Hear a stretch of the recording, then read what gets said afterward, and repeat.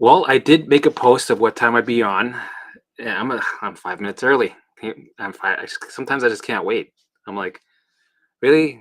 4 more minutes. I can't. I just can't. So before I got on here, I did a test run with the healing dudes. I did it with Joe, and tomorrow we're going to do a test run with Josh and Joe before we go live. It's tomorrow, 2 p.m. Eastern time. I'll be interviewing the healing dudes.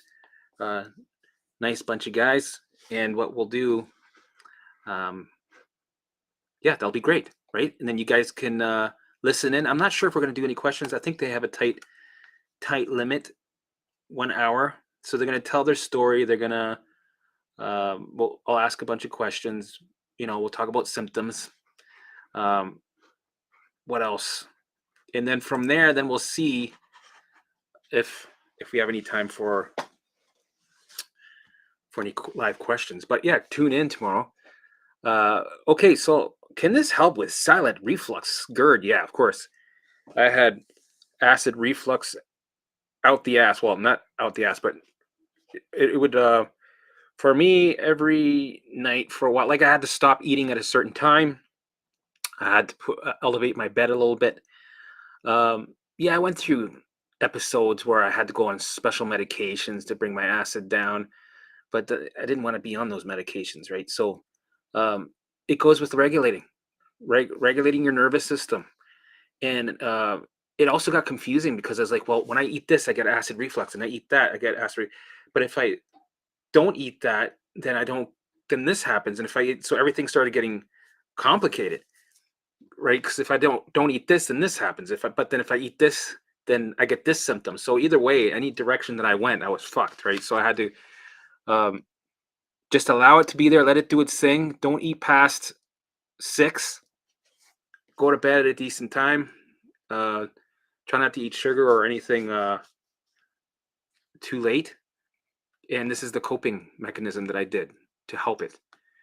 And the more you regulate your nervous system, the more it goes away.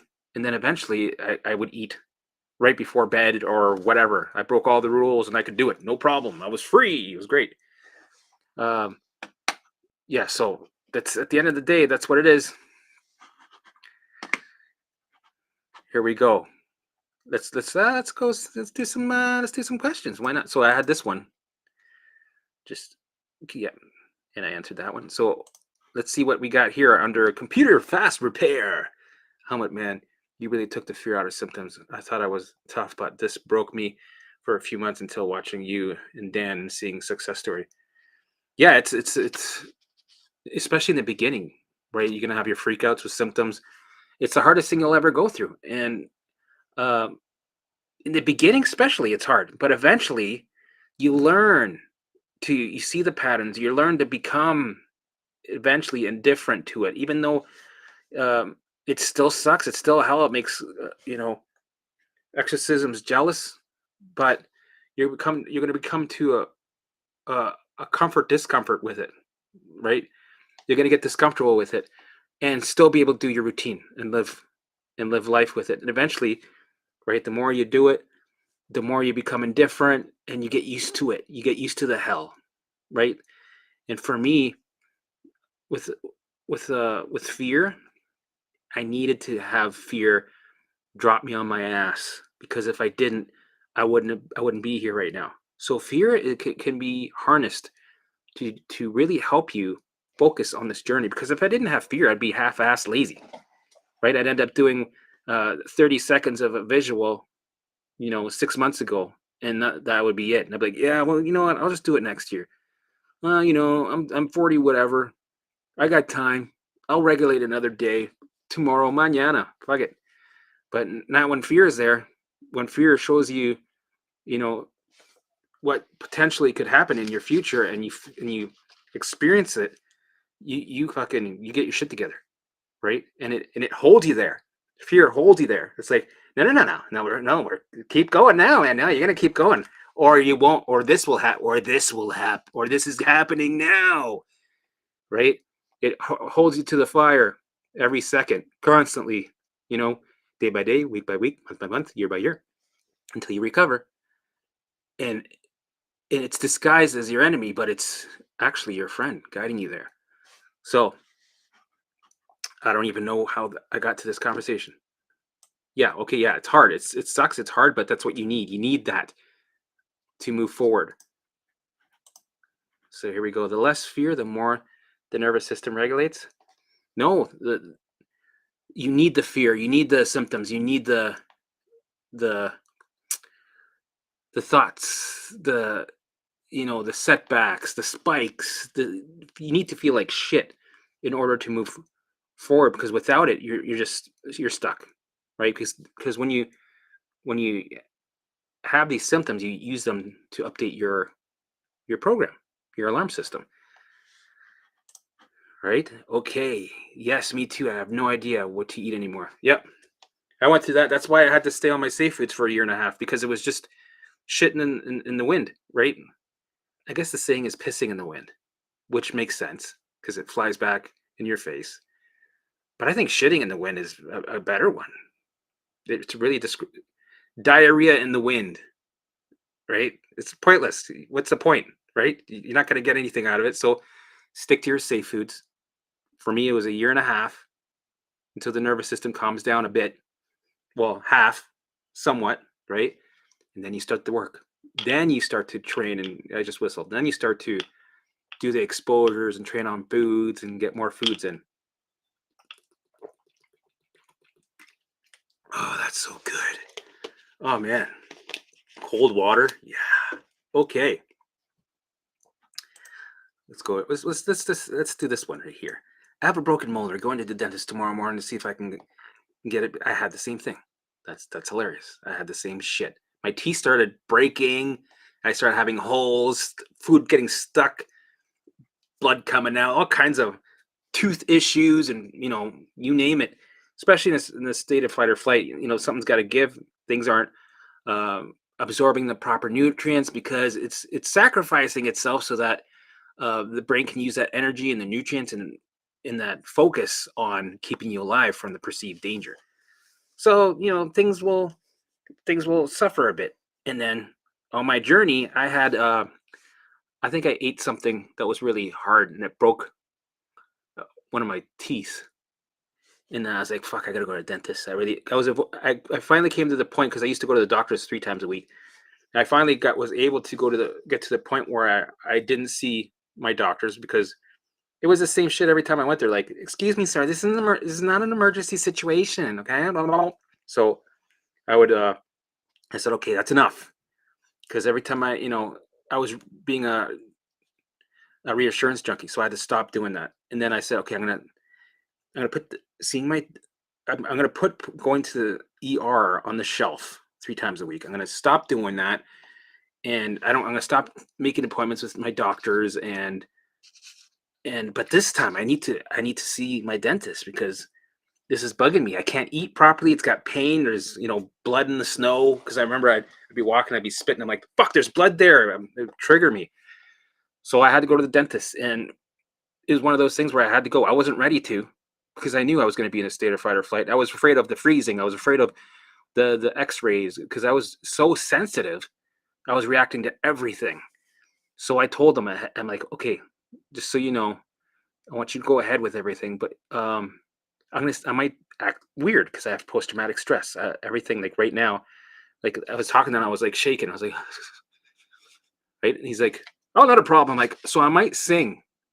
Just so you know, I might sing while you're doing what you got to do. So go ahead, do what you got to do, and this will be my code word. I'll be like, I'll do that, and then stop what you're doing. He's like, yeah, not a problem. He's like, sing away. I don't care. Do what you got to do. Here's a ball, stress ball. So I had a stress ball.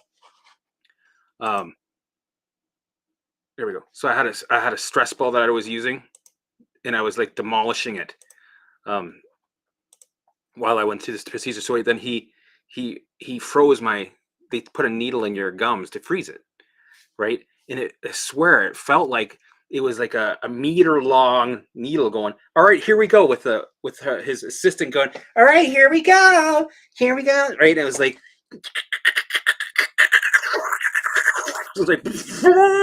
right. I was like, but it wasn't like that. It was just this needle going in, like a normal needle, but my brain was over exaggerating it.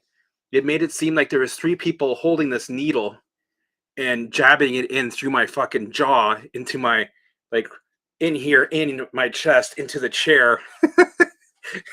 It was over dramatic. And then I was like, I was making these weird faces. I was like, right. And I thought I was giving the code. I was like, right. And he kept going. Good thing he kept going. Good, because if he would have listened to me, and if he would have been like, are you should we I would have probably said no, but he kept going, because he's probably like, we're almost done, just 2 more seconds, 3, 2, 1, and we're done. So, like, 30 seconds later, he did all the freezing. I was like, okay, shit's starting to numb out. Then he did the work. That was like, it wasn't as hard as the freezing. The freezing really didn't hurt. It was just my brain was making it seem like it was something that was way worse than it was. Nothing really. So then I went through the procedure. He filled it up, and then uh, I said, "Thank you very much. You guys did an awesome job." And during the procedure, I was singing. Right? I was like, like, I didn't care how stupid I looked. I didn't care, because when you're going through this shit and you're fucking shaking and your brain's going, oh fuck, this could be right. Like, you think everything's gonna happen to you at that moment. You feel like it. So singing was able to get me to kind of calm my nervous system. Instead of at 1,000, I brought it down to 600. I'll take it. Fuck it. I'll take 600 over 1,000, right? So, um, so then after we were done, I thanked him. I went and paid, and oh yeah, I got up from the chair and I was dizzy. I had to sit down. Like, the whole room, it felt like it was a ship. So I had my dizzy episode, and I said, "Fuck it, we don't got time for this shit. Let's go. I know what's going on." So I paid for it, and I walked to my car, and I sat in my car for a half hour, because I was like, Like I couldn't even think straight. I was like, okay, so, okay, I turned the key. What am I doing? Sure, I was totally like nothing was making sense really. And I was like, I'll just sit here. It's okay. You can sit here. We can sit here in the dentist parking lot and just let the body do its thing. I'm not going to force it to calm. And then half hour later, I'm like, all right, I'm good. Right? I was off and I was happy it was over. But it was one of those things. Sometimes you got to go and you can't always prepare yourself too much for it. You just got to, hit the fucking storm running and go through it. It's going to suck, but it will pass. Right? And then I was back on my journey, whatever. So, yeah, I didn't read the rest of your. Hold on, let me see. Uh, uh, uh, Extract. I'm just anxious about the. Just let it do its thing. Let it. It's all kinds of things are gonna happen. All kinds of crazy things. It's okay. Let it do its thing. The more you try to fuck with it, the more you have fear about it. The more you try to stop it, right? The more problems you're gonna have. So surrender, let it do its thing, and just trust the dentist, right? Um, Picture it as a curious observer. Like there's not really many tricks. Like sometimes, people are like, can you give me some tips? I got to deal with this thing over here. And it's going to be, I can say it, I can tell them just let it do its thing and ask for more, but you're still going to freak out. We're human. You know, I'm more of a guy that'll get you there in the long term, right? I'll get you regulated from here to there, right? It takes a couple months, years to get there, but I can't give you the fucking secret to the universe that's going to help you now, right. I could try, but you're still going to have the freak out. You might feel a little bit better going through this, and the way I can do that is by telling you what I went through and that I was okay, and you will be too. So that's the best way to do it, is to talk about your experiences, what I went through, and here you go, and you can go, oh well, he did it and he's fine, so I'll be fine, so I'm gonna do it, right? That's the best. I can't giving giving little tips here and there. You're still gonna be fucking scared shitless, honestly, right? You can try. Sometimes the more you try, the more you're gonna have a freak out. So have the freak out. Allow yourself to, right? And try singing. Try what I did. Sing. Get the stress ball. You go, yo, you got a stress ball? No? Fuck. All right, I'll just sing, right? And just you'll be fine. It'll pass before you know it. You'll be like, all right, this is done. Sweet, I'm done. All right. CC helmet. I've done so well going from bedbound. Ooh, okay, this is good. This is the kind of shit I love to share. Okay. I've done so well going from bedbound, housebound to walking, cooking, cleaning, driving. Fucking that's massive. Um, from how long? Like how long have you been in that situation where you're bedbound? And how long did it take for you to transition to walking? Give me some information. Now I think I might be ready for work, but I'm scared that I might not be able to handle it. Well, you know what? The only way to do it is to find out and go do it. Right? Um, I'm assuming you've done all the pillars, you've done the program every day, you did your visuals, you get out there and you elevate, you do your dancing, you never miss a day. For me, it took me 3 years, right?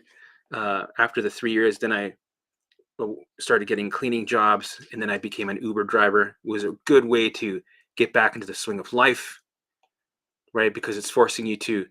It can be triggering, especially near the end of when you're recovered. You're not done yet because you have to inch out to normal life again. And when you go back to normal life again, that's more exposure. So you're gonna have symptoms come back, and that's what happened to me. Right? That's what happened to me. So I was driving to take the orders from because I'm near where a lot of universities are.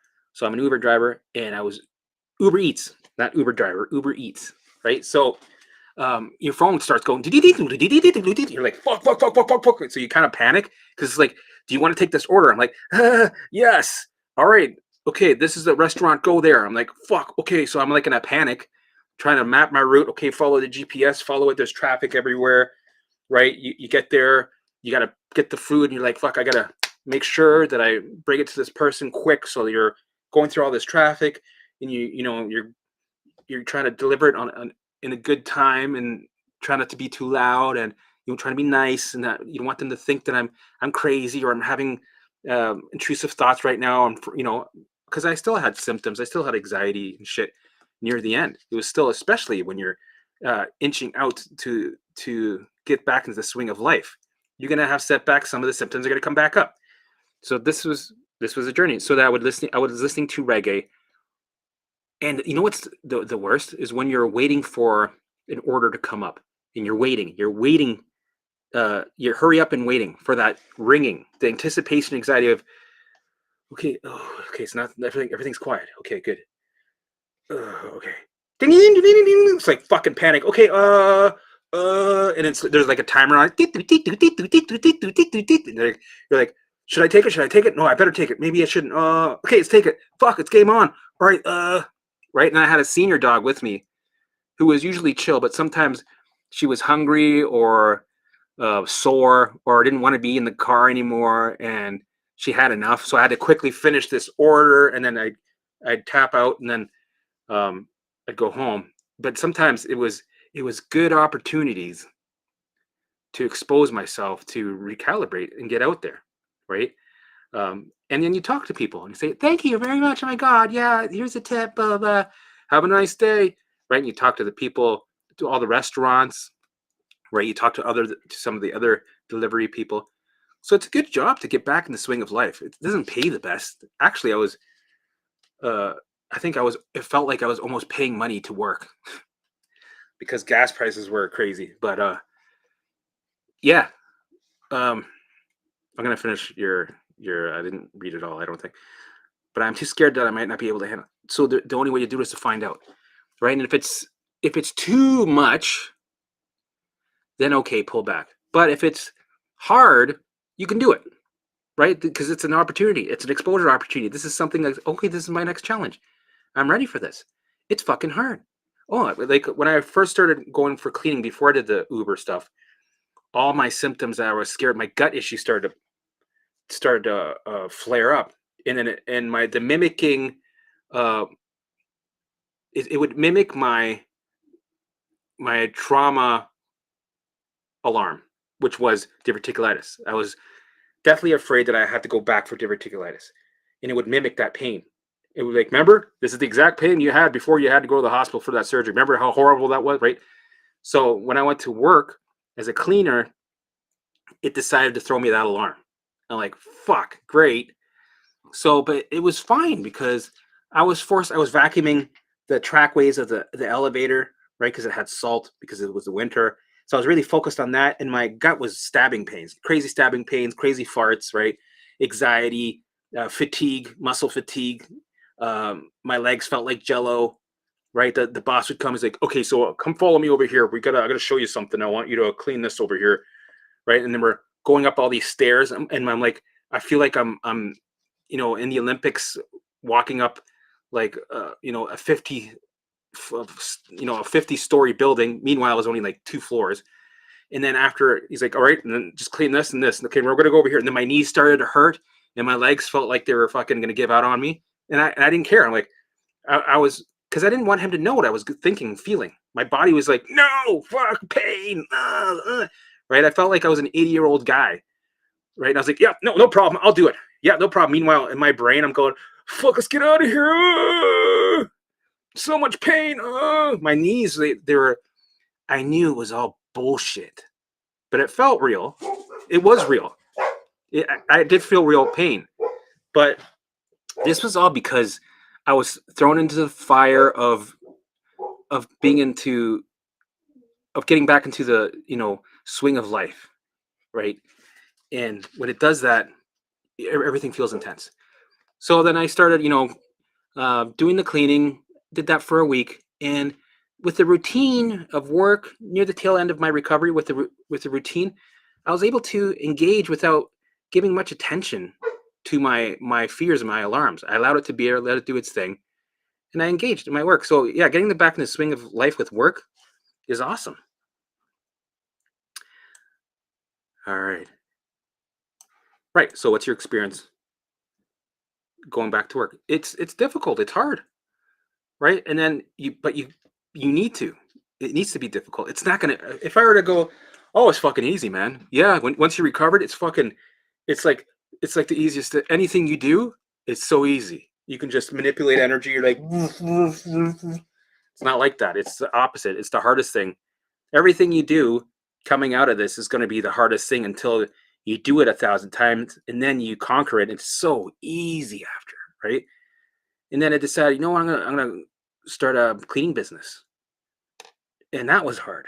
And then I started to do carpet cleaning, and that was brutally hard. And I started having what if thoughts about that. I was like, man, this is gonna be hard on my back. This is gonna be hard on my body. And then you hear the other people tell stories about, yeah, man, like I've been doing this for 30 years and it's hard on your back, so you better fucking.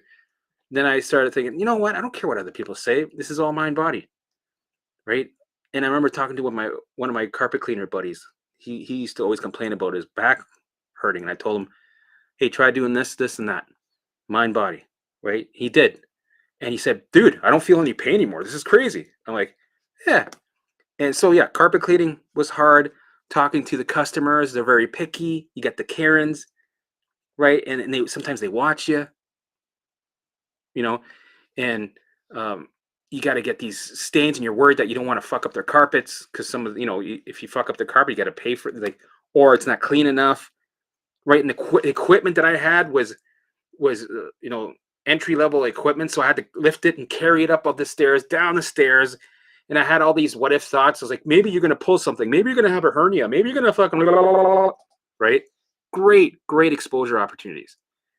So I worked through it. And then when you get paid, like you work your ass off, you get paid and you don't get a job for 2 weeks. And you're like, so then you're not conditioned. And then you get that job in 2 weeks. And it's like fucking, oh man, that's so tiring. It's in the middle of August. Actually, middle of July. You're sweating your balls off, right? You're like, I need water. And then you have the what if thoughts of, maybe I should eat something. Maybe I should. Great opportunities to recalibrate all these alarms. And I did. And I was resilient. Eventually I started getting busy, and doing these carpet jobs. I had a routine down. I loved it. It felt good. I was talking to people. I would drag out the conversations when before I had avoided conversation. I wouldn't even look at them in the eyes because I was like, oh, I don't want to. Do they know what I'm thinking? I'm having anxiety. I want to get this over with. Okay, yeah, sir. Yep, whatever you want. Yep, sure. Okay, bye. Have a good day. Bye, bye, bye. Out the door. Race home. Eventually, I would drag it out and go, oh, right. I really like this furniture. It's really nice. Where are you from? Croatia. Beautiful country. Yeah. I want to come visit that. So how was the food there? I love food. And then I'd have conversations, drag it out, and then I recalibrate. Now, when you do something that you hate or you're uncomfortable with over and over and over again, times 1,000, you'll be able to do with ease. You can do it with your eyes closed, right? You have confidence and you can do it like the back of your back. It's no problem. Here we go. All right. Helmet. I went to the movies last night and ate a lot of Creo plus soda. Okay. I'm probably mispronouncing that. No stomach issues or IBS, diarrhea, nothing from soda. That's really good, especially in the beginning. I couldn't eat soda.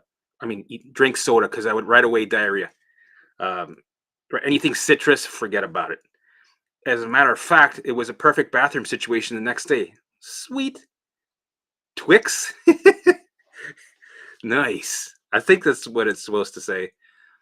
Have you have any advice for lower back pain that is crippling? Like I literally cannot walk with it. Yeah, I had lower back pain from sitting. I had it from all kinds of things. I had upper back pain, lower back pain, middle back pain that was so bad that it radiated to the front of my stomach.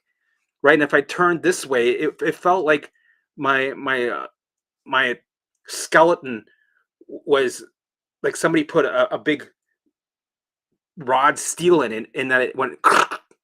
It was crippling pain, and I knew.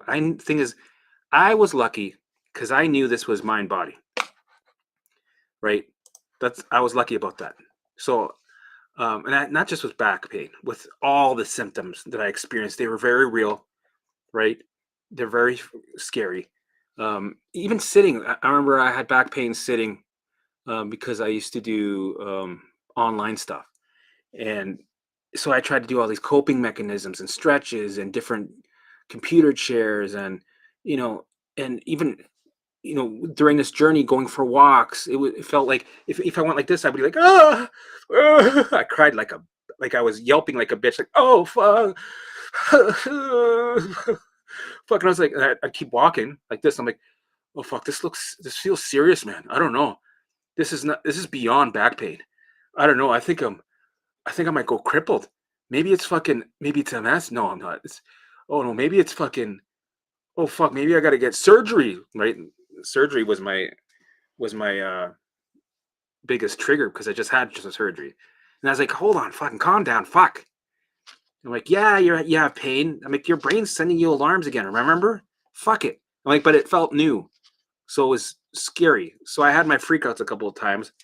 And sometimes it would hurt so much I would lose my breath. It was so much pain. Um, but I said, fuck it. I'm curious to see what happens if I keep pushing. Fuck you. Let's go. Let's go. Let's go. Let's go. Bring it on. Whatever's going to happen. Right. I started agreeing with the what if thoughts. Right. I'm like, whatever's going to happen. Let's see what happens. I'm curious. You know what? And I start getting cocky with my thoughts. I'm like, nothing's going to happen. That thing that you're saying is going to happen. It's not going to happen because I said so. So I used to walk on eggshells before. I'm like, no, don't say that because then karma, and then that will happen. Don't fucking, no, avoid. Okay, no. Well, hopefully, knock on wood, knock on everything. Hopefully, this will go away. Right? And I would be like, hopefully, no. I got to a point where I was like, fuck it, no, give me more of it. I hope it stays here for another month. Yeah, let's see what happens. No, it's not gonna. Then I go, oh, I like this cocky confidence because cocky confidence sends a message of safety and the danger. And I started to figure that out. So I was like, um, you know what? Nothing's gonna pan out. Like it never does. It never does. It's always a false alarm. It's always bullshit. Right? I was kind of being a dick prick to my alarm system, kind of being like, yeah, what are you gonna do? Nothing. Right? Because I said so. That's why. That's why. Only because I said so. No, for no other reason. Because I'm a prick and I'm gonna be right. Watch. Come on, bring it. Nothing. Watch. And nothing happened. Eventually, it fucked off. So I'm like, oh fuck, I like this cocky confidence bullshit. This is great. So I added that to my buzzwords, which I'm gonna do a video about. Just buzzwords. Actually, I'm gonna do a static post about buzzwords. If you're not haven't joined my Instagram, join it because there's some postings that I do on my Instagram that I don't have on my YouTube. So I don't want people missing out. And plus, it'll beef up some of my subscribers on Instagram, so I can bring more awareness. And also, if you could help me, grow, like, share, and subscribe. And yeah, if you know anybody, share it on groups. Like, plaster this shit everywhere. Annoy some people, right? And it might help them out, right? Especially in these well, you shouldn't be in these groups, these Facebook groups.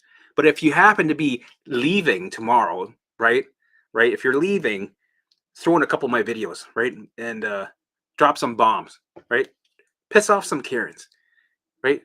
And this will help me bring awareness, and this could change lives, man. That's the whole point of this shit. So, oh fuck, that's good. Anyway, what was I saying? Okay, we were talking about back pain. Buzzwords, right? So, um, cocky confidence, right? And I would egg it on. I would like, let's see what happens. I'm honestly really, because sometimes that's all you're left with. All you're left with, because it gets exhausting trying to look for the reassurance. So you start to do the Googling. You're trying to find that one uh, headline or post that says, no, I was fine. Don't worry. Just keep going. You're going to be good. Right?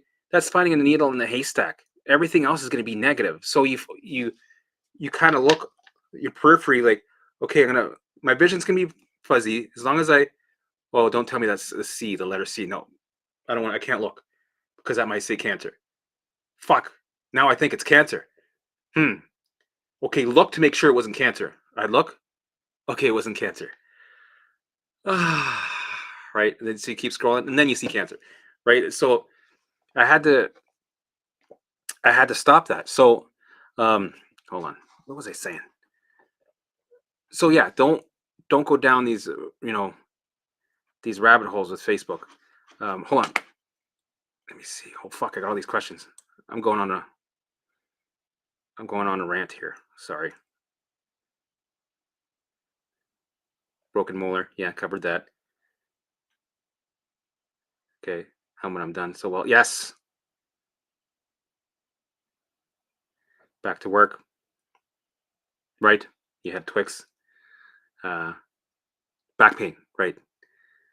I think okay, here we go. I literally cannot walk, but I need a wheelchair. This gets triggered every time I try to reintroduce the wheat food. Oh, really? So that tells you right there it's a stress response, right? It's sending you a fucking awesome alarm.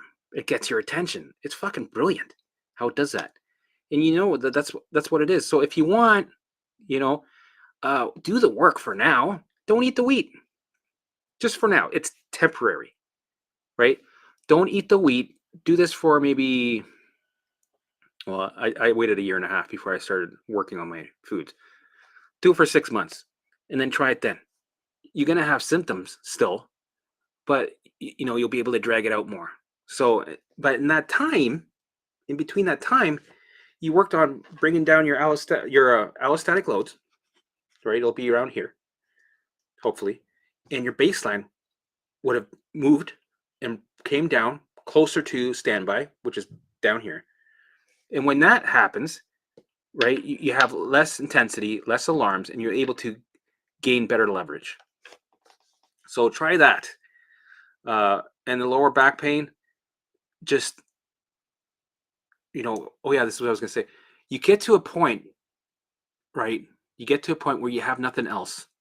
So you might as well go against the grain of what you usually say, because what you usually say gets you the same bullshit, right? So might as well say something different, send a different response than you usually do, and go, you know what, I'm so tired of all this investigating and research. It's so tiring, all these Facebook groups. It's exhausting. I just want to stop and let it go. And just go, ugh, fuck, I don't have to do that anymore. And that takes a huge load off your bucket and your baseline. Your baseline's fine, not being pushed up anywhere. It goes, oh, he's just letting go. Fucking sweet. Oh, right. And it starts to calm down, right? You're just like, fuck it, man. I don't care. Whatever happens, happens. I'm just so tired of fucking investigating, researching. It's just too much. So whatever happens, happens, and roll with it and go, you know what? I'm really curious to see what's going to happen. This is going to be a learning challenge for me. So I had this alarm, and always the new alarms are always the scariest, right? And all the other ones, the new ones that I had, it always passed. It got resolved. Everything I figured out it was mind body. Great, awesome. But I have this new alarm, and I'm not so convinced it's mind body. I'm not so convinced it's a new alarm. I think it's legit. It's really something that's going to explode, right? And then you get to you usually would investigate, research, figure it out, analyze it, but this time do something different. Go, you know what? I'm so tired of trying to fix it, control it, micromanage that part. I'm just going to surrender and let it do its thing. Go nuts. And you know what? I'm actually curious how this is going to pan out. Right? Am I going to have to go to the hospital? Are they going to do a test eventually and say, yes, you have this? Right? Well, let's see if that happens. So I'm willing to let it do its thing for a week or two, whatever, and see what happens. Let's see if that thing is going to explode. Fuck it. I'm curious. And then I did that for the first couple times, and it always would work its way out, right? It would always resolve and then have a new alarm. And then I started to bring it up a couple notches with a cocky confidence. I started to go, fuck it, do what you're going to do, man. I don't care. We're not going to the hospital. We're not going to look online, right? If we're going to, that thing's going to explode, let it explode. And you know what? It's not going to happen. Watch. It's not going to happen. This is where the cocky confidence came in. And I started to like this cocky confidence because I started to have, I was in control now. I was behind the steering wheel. I was the one driving.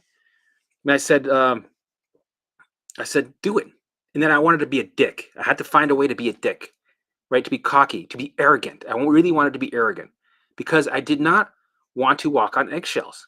So what's the best way, right? What's the best way to send a message of not walking on eggshells? That I'm not going to be, okay, I don't want to ruffle feathers. I don't want to. What's the best way to do it? Is to be cocky and to be a fucking dick, right? To be a fucking dick. Arrogant, cocky, dickhead. So I was like, and by the way, it's not going to happen because I said so. And you're going to listen to what I said. Look, you're doing it. Yeah, you're listening. Ha, fuck, I won. I fucking won. I'm better. I'm the best. Right? So when you do that, you have this little fear. It's like, oh, don't poke the fucking university, the universe bear. You're going to have, oh, karma's coming. Oh, fucking, you're going to attract that vibration of something that you don't want. Oh, something up there is going to go, oh, yeah. Right? But it never happens. And I was like, yeah, bring that. Show it to me. I want to see if I can whip this up, if I can attract this payback that I deserve because I'm being such a dickhead, because I'm being an asshole. Whip my ass. Show me. I want to learn. So I'm going to learn today. Go. You're going to learn today. Never happens. Right? I'm like, I told you. Remember the other 10 times that I was cocky about it? You're a bitch. Nothing happened. See? Told you. Nothing's going to happen because I said so.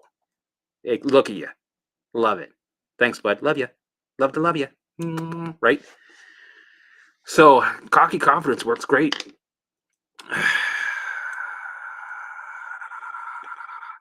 Okay, so shit, I got tons of questions. I wanted to talk about, before we hit up some of these questions, I want to talk about this topic. Just because, and I don't know how I'm going to title it. The title will be Symptoms is not an indicator of where you're at in recovery. Right? So for me, in my journey, I try to tell people this, 90% of your journey, you're going to feel like shit.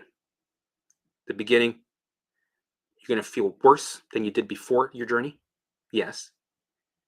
The 8th month, 10th month phenomenon, things are going to skyrocket where you're going to feel worse than you've ever felt in your fucking life, times 10.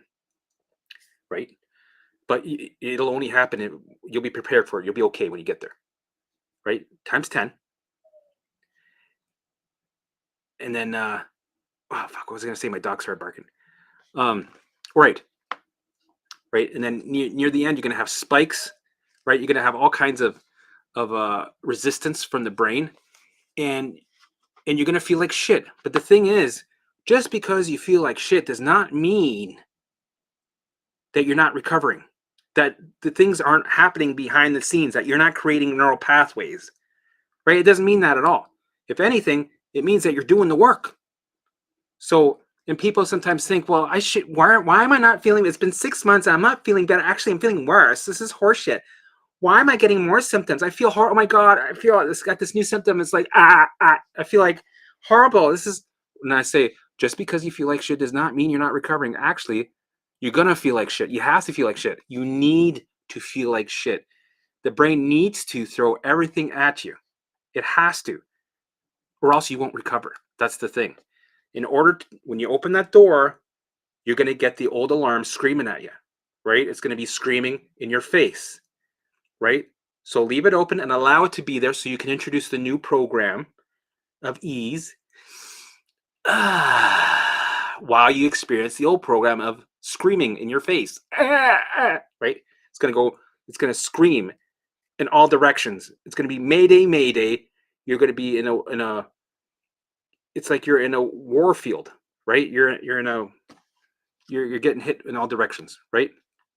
So remember that just because you feel like shit does not mean you're not recovering. And it's going to keep happening. You're going to have setbacks, new symptoms, old symptoms coming back, right? You're going to feel like you're crawling on your knees, on your hands and knees.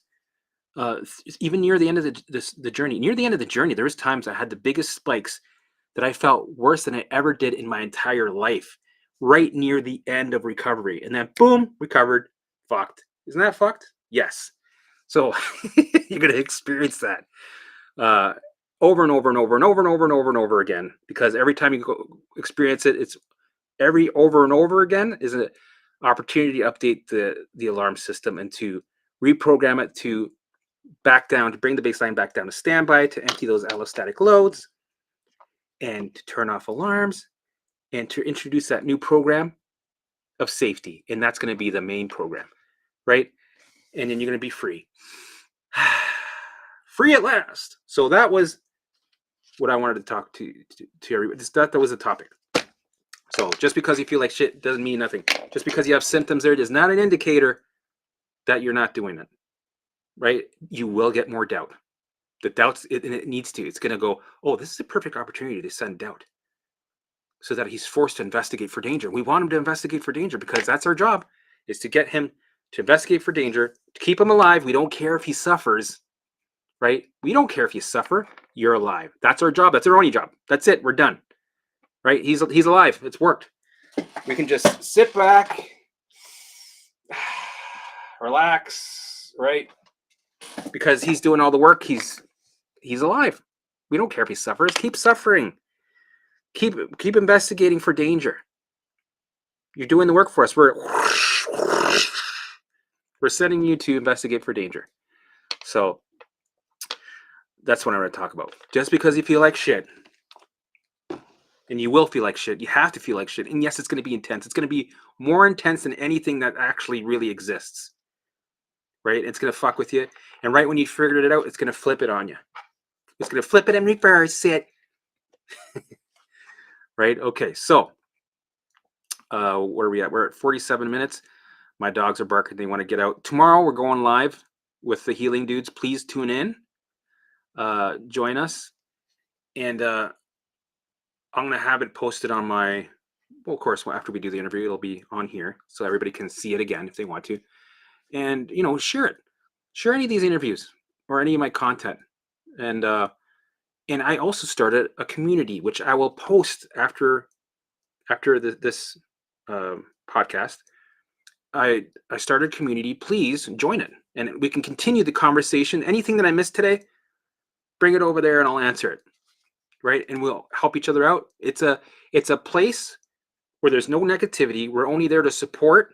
Think greater than you feel. And we're there to support each other with positive stories and evidence.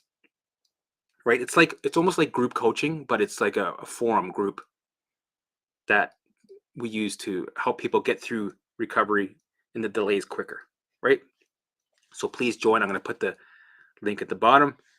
And also, if you're looking to do a program, you can do my program, the Alarm System Reset. I'll put that in the bottom. And October, I will have a package deal of the program plus a month of group coaching, which is 2 times a week, right? With a great group, great support, people that have been dealing with what you're dealing with, people that know exactly what you're going through, and that's there to support you. It'll be $99 for October. So you get both of those things, and you get to ask all the questions. There's no limit, right? There's no limits at all. Ask all the questions, and then and then start working to get recovered, get your life back. So that's what it's all about. Okay, I'm gonna sign off, but I'm gonna see you guys tomorrow, and can't wait to see you guys. Thanks a lot. Thanks for the